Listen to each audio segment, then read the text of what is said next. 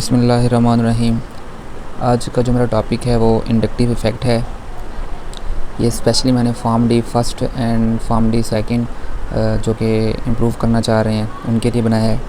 तो first of all इसका introduction देखते हैं। Hydrocarbon consisting of carbon and hydrogen atom and are thus non polar in nature and there is not much variation in the electronegativity of carbon and hydrogen. मतलब अगर कोई भी हमारे पास hydrocarbon है जैसे लाइक जिसमें कार्बन और हाइड्रोजन का बॉन्ड होगा तो वो हाइड्रोकार्बन नॉन पोलर हैं, क्योंकि कार्बन और हाइड्रोजन के दरमियान जो इलेक्ट्रोनेगेटिविटी का डिफरेंस है वो बहुत कम है, ना होने के बराबर है, वो नॉन पोलर है। तो एग्ज़ाम्पल हम देखते हैं, जैसे कि एग्ज़ाम्पल में हम देख रहे हैं अल्केन है, इसमें कार्बन कार्बन बॉन्ड होता है, कार्बन हाइड्रोजन बॉन्ड होता है, सिग्मा बॉन्ड प्रेजेंट होता है। तो हमारे पास क्या होगा कि ये सारा का सारा जो बॉन्ड है अल्केन बॉन्ड या कार्बन कार्बन बॉन्ड या कार्बन हाइड्रोजन बॉन्ड ये नॉन पोलर है। लेकिन अगर हम इसमें से कोई एक हाइड्रोजन को रिमूव कर लें और उसकी जगह पर कोई और एटम लगा दें तो फिर बॉन्ड की पोलैरिटी पर क्या इफ़ेक्ट होगा, हम इसे देखते हैं। जी आप इधर से इसकी रीडिंग देख लें और इसका जो कंसेप्ट है मैं आपको अभी एक्सप्लेन करता हूँ। देखें, कार्बन कार्बन का जो बॉन्ड है दोनों की इलेक्ट्रोनेगेटिविटी सेम है। तो ये जो बॉन्ड होगा चाहे वो कार्बन कार्बन है या वो कार्बन हाइड्रोजन है, इनकी इलेक्ट्रोनेगेटिविटी में जो डिफरेंस है वो ना होने के बराबर है। इसलिए ये जो बॉन्ड होगा इसके लिए जो म्यू होगा वो ज़ीरो होगा। मतलब इसमें जो पोलैरिटी है वो नहीं होती, ये बॉन्ड नॉन पोलर होगा। लेकिन अगर हम किसी एक हाइड्रोजन को इलेक्ट्रोनेगेटिव एलिमेंट फ्लोरीन से रिप्लेस कर देते हैं, फ्लोरीन से कर सकते हैं, क्लोरीन से कर सकते हैं, ब्रोमीन से कर सकते हैं, तो रिप्लेस करेंगे क्योंकि फ्लोरीन की इलेक्ट्रोनेगेटिविटी ज़्यादा है। फ्लोरीन के ऊपर पार्शियल नेगेटिव चार्ज आ जाएगा और कार्बन के ऊपर पार्शियल पॉजिटिव चार्ज आ जाएगा। तो देखें, फ्लोरीन ने कार्बन से इलेक्ट्रॉन को विदड्रा कर लिया है। तो ये इंडक्टिव इफ़ेक्ट है जो इलेक्ट्रोनेगेटिविटी के डिफरेंस की वजह से अराइज़ होता है। ऐसा एटम जिसकी इलेक्ट्रोनेगेटिविटी ज़्यादा है इलेक्ट्रॉन को अपनी तरफ खींच लेगा और उसके ऊपर पार्शियल नेगेटिव चार्ज आएगा, और ऐसा एटम जिसकी इलेक्ट्रोनेगेटिविटी कम है उसके ऊपर पार्शियल पॉजिटिव चार्ज आएगा। लेकिन अगर हम कार्बन के साथ एक ऐसा एटम लगा दें जिसकी इलेक्ट्रोनेगेटिविटी कार्बन से भी कम हो, फॉर एग्ज़ाम्पल लिथियम एक मेटल है, अगर हम इसको लगा देते हैं तो लिथियम के ऊपर आएगा पार्शियल पॉजिटिव चार्ज, कार्बन के ऊपर आएगा पार्शियल नेगेटिव चार्ज। ये वाला जो फिनोमिना है इसमें आई नेगेटिव का काम किया है, मतलब इंडक्टिव इफ़ेक्ट है। नेगेटिव का मतलब electron with drawing inductive effect, मतलब एक ऐसे एटम की वजह से इंडक्टिव इफेक्ट आया है जिसकी वजह से इलेक्ट्रॉन को विदड्रॉ किया जा रहा है। ये वाला जो है ये है आई पॉजिटिव इंडक्टिव इफेक्ट। एक ऐसे एटम की वजह से इंडक्टिव इफेक्ट आ रहा है जो कि इलेक्ट्रॉन डोनेटिंग की वजह से आ रहा है। ये इलेक्ट्रॉन डोनेट कर रहा है, ये इलेक्ट्रॉन विदड्रॉ कर रहा है। अभी देखें, बुक की तरफ चलते हैं। जो जैसे ही फ्लोरीन को अटैच किया, फ्लोरीन इस कार्बन से इलेक्ट्रॉन को विदड्रॉ कर रहा है, ये कार्बन फिर इस कार्बन से इलेक्ट्रॉन को विदड्रॉ कर रहा है, ये कार्बन फिर नेक्स्ट कार्बन से इलेक्ट्रॉन को विदड्रॉ कर रहा है। तो ये जो इंडक्टिव इफेक्ट है, एक तो आपको बात समझ आ गई है, ये इलेक्ट्रोनेगेटिव एलिमेंट की वजह से अराइज़ होता है। दूसरा, इसकी जो हम कह सकते हैं कि जो रेंज है वो 3 बॉन्ड तक मैक्सिमम होती है, 1 2 3 बॉन्ड के बाद देखें इधर कोई भी चार्ज नहीं है, इसकी जो इंडक्टिव इफेक्ट है वो यहाँ तक रहता है, उसके बाद ये डिमिनिश हो जाता है, ख़त्म हो जाता है। अब ये इसको हम कहते हैं आई नेगेटिव इफेक्ट, क्योंकि इलेक्ट्रॉन विदड्राइंग इफेक्ट है। इसी तरह अगर हम एक लिथियम एटम को, लिथियम मेटल को कार्बन के साथ अटैच करेंगे तो ये इंडक्टिव इफेक्ट फ्लोरीन के कंपैरिजन में रिवर्स होगा। ये इलेक्ट्रॉन डोनेट कर रहा है और ये डोनेट भी मैक्सिमम 3 बॉन्ड तक करेगा। इसको हम आई पॉजिटिव इंडक्टिव इफेक्ट कहते हैं। इसकी नेक्स्ट हम एप्लीकेशन में देखते हैं कि स्टेबिलिटी ऑफ कार्बोकैटायन, मतलब कि ये कार्बन है, कार्बन के साथ 3 हाइड्रोजन है, कोई भी इलेक्ट्रॉन डोनेटिंग ग्रुप नहीं लगा। मिथाइल लगा होगा, मिथाइल एक इलेक्ट्रॉन डोनेटिंग ग्रुप है, ये आई पॉजिटिव का काम कर रहा है। ये दोनों आई पॉजिटिव का काम कर रहे हैं, इधर ये तीनों आई पॉजिटिव का काम कर रहे हैं। मतलब अगर हम राइट टू लेफ़्ट मूव करते हैं, इंडक्टिव इफेक्ट जो कि आई पॉजिटिव है वो इंक्रीज़ हो रहा है क्योंकि इलेक्ट्रॉन डोनेटिंग ग्रुप भी इंक्रीज़ हो रहे हैं। इसी तरह अगर हम इलेक्ट्रॉन विद ड्राइंग ग्रुप लगा देंगे तो आई नेगेटिव इंडक्टिव इफेक्ट भी राइट टू लेफ़्ट वो क्या हो रहा है, इंक्रीज़ हो रहा है। चलें जी, ये तो था इसका बेसिक कंसेप्ट। अब हम इसकी डेफिनेशन की तरफ चलते हैं। द इलेक्ट्रॉन डोनेटिंग और withdrawing effect of group that is transmitted through a bond due to the induced effect of difference in electronegativity of bonded atom is called inductive effect. मतलब दो एटम में electronegativity की वजह से जो polarity induce होती है उसको हम इंडक्टिव इफेक्ट कहते हैं।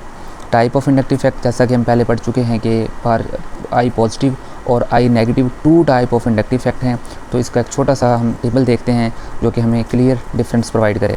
देखिए positive inductive effect, positive inductive effect में क्या होता है कि कोई ग्रुप, ऐसा ग्रुप अटैच किया जाता है जो इलेक्ट्रॉन को डोनेट कर रहा होता है। मतलब कि इंडक्टिव इफेक्ट तो वो इंड्यूस कर रहा है, पार्शियल पॉजिटिव और पार्शियल नेगेटिव चार्ज तो वो इंड्यूस कर रहा है। कैसे इंड्यूस करेगा? इलेक्ट्रॉन को डोनेट करते हुए। नेगेटिव वाला कैसे करेगा? इलेक्ट्रॉन को विड्रॉ करते हुए। तो इसकी पॉजिटिव वाले की एग्जांपल है मिथाइल और सम ऐसे एटम जिसके पास अनपेयर लोन पेयर इलेक्ट्रॉन हो, और इसी तरह इधर क्लोरीन, ब्रोमीन और आयोडीन वगैरह जो कि आई नेगेटिव का काम कर रहे हैं। अब चलते हैं करैक्टरिस्टिक ऑफ इंडक्टिव इफेक्ट। ये परमानेंट इफेक्ट होता है। ये इफ़ेक्ट सिग्मा बांड के ज़रिए ऑपरेट करता है। इसकी जो मैक्सिमम रेंज है हम पढ़ चुके हैं कि 3 बांड से ज़्यादा ये वर्क नहीं करता। और इसके अलावा being a permanent effect, inductive effect influence the physicochemical properties of molecules, dipole moment, rate of reaction, और इन प्रॉपर्टीज़ को ये इफ़ेक्ट करता है। एसिडिक और बेसिक उसकी जो स्ट्रेंथ है उसको इफ़ेक्ट कर देता है। For example acidic behaviour of alcohol, phenol, carboxylic acid, sulphonic acid and basicity of amine is influenced by inductive effect. मतलब इसकी एप्लीकेशन में हम आगे देखेंगे कैसे कैसे ये एसिडिक स्ट्रेंथ जो है वो इंडक्टिव इफेक्ट से इफ़ेक्ट होता है। इसकी पहली एप्लीकेशन है स्टेबिलिटी ऑफ कार्बोकेटाइन। देखें कार्बोकेटाइन एक ऐसा कार्बन होता है जिसके ऊपर पॉजिटिव चार्ज है, पॉजिटिव चार्ज कार्बन है। अब इसके साथ जितने ज़्यादा इलेक्ट्रॉन डोनेटिंग ग्रुप लगे होंगे ये कार्बोकेटाइन उतना ज़्यादा स्टेबल है। क्यों? क्योंकि कार्बन के ऊपर पॉजिटिव चार्ज है, इलेक्ट्रॉन की इसे डेफिशिएंसी है, इसको इलेक्ट्रॉन चाहिए क्योंकि पॉजिटिव को ख़त्म करने के लिए नेगेटिव हमें चाहिए होता है। तो जितने ज़्यादा इलेक्ट्रॉन डोनेटिंग ग्रुप इसके साथ अटैच होंगे ये उतना ज़्यादा स्टेबल होगा।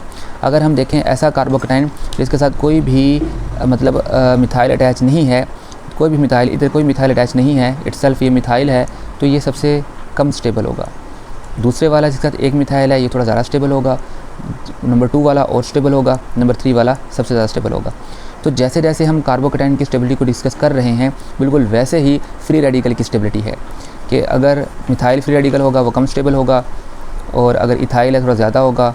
तो अगर हमारे पास 2 मिथाइल वाला होगा और ज़्यादा होगा, 3 वाला होगा, टर्शी होगा और ज़्यादा होगा। मतलब primary radical less stable, secondary more and tertiary मोर।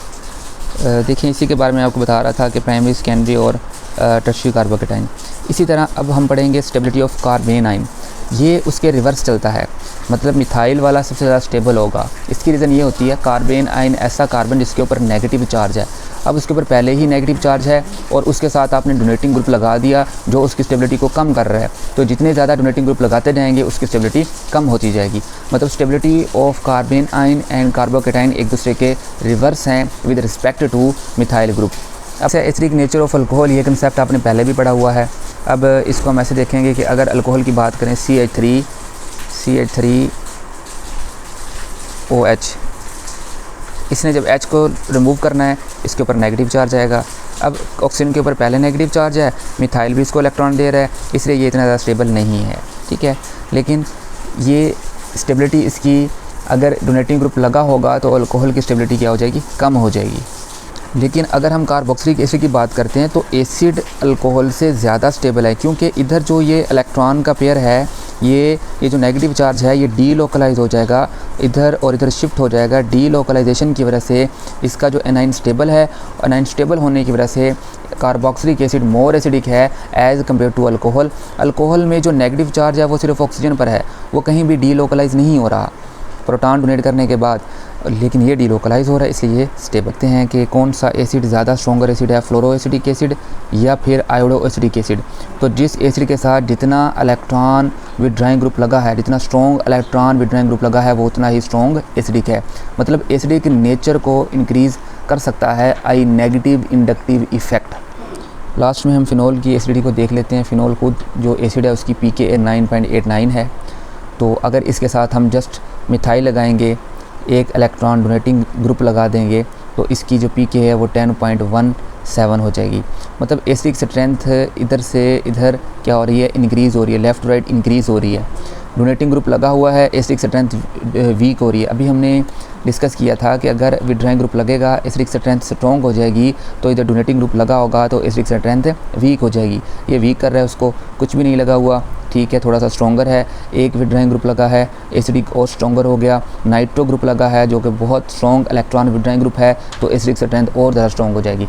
तो देखें, अगर आपके पास क्वेश्चन आता है कि नोट लिखें ऑन इंडक्टिव इफेक्ट, तो आपने इसकी डेफिनेशन लिखनी होती है। डेफिनेशन के बाद इसकी टाइप्स लिखनी होती हैं। टाइप्स लिखने के बाद आपने इसकी एप्लीकेशन लिखनी होती है। अब डिपेंड करता है कि कितने नंबर हैं, कैरेक्टरिस्टिक भी ऐड कर सकते हैं। अब कितने 10 नंबर का क्वेश्चन होगा तो डेफिनेशन लिखें, टाइप्स लिखें, कैरेक्टरिस्टिक लिखें, 2-3 एप्लीकेशन लिखें, आपके 10 नंबर कंप्लीट है। अगर ये 20 नंबर का है फिर आप इसको बढ़ा लें, एप्लीकेशन थोड़ी ज़्यादा लिख लें। तो यही चीज़ें जो डिस्कस की हैं लिख लें, इंशाल्लाह आपके इसमें पूरे मार्क्स आएंगे। नेक्स्ट टॉपिक भी मैं अपलोड करूँगा, जस्ट लाइक रेजोनेंस आ जाता है, कंजुगेशन, हाइपो कंजुगेशन और सारा सिलेबस अपलोड करूँगा। किसी भी किस्म का क्वेश्चन हो आप कमेंट बॉक्स में पूछ सकते हैं। आज के लिए काफ़ी, अल्लाह हाफ़िज़।